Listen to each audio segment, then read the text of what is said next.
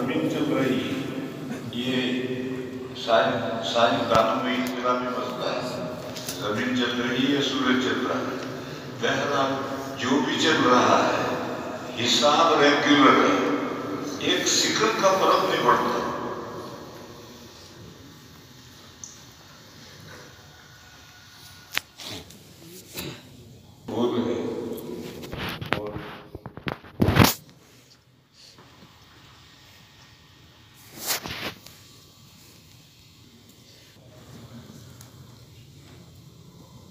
مشرق اور مغرب ان دو لفظوں کے معنی سنیں. شرقہ کے معنی چمکنا، تو مشرق یعنی چمکنے کی جگہ یہ سورج.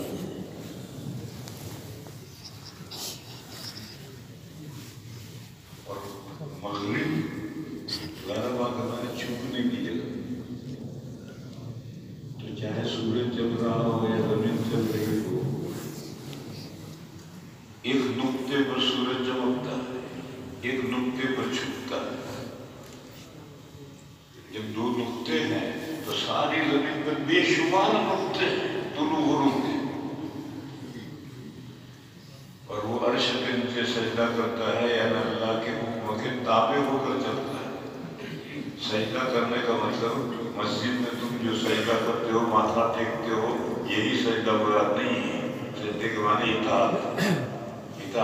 ہر لمحہ اطاعت کرتا ہے، ہر نقطے پر سجدہ کرتا ہے یعنی اطاعت کرتا آگے بڑھتا ہے، پھر چھپ جاتا ہے، پھر آگے بڑھتا ہے.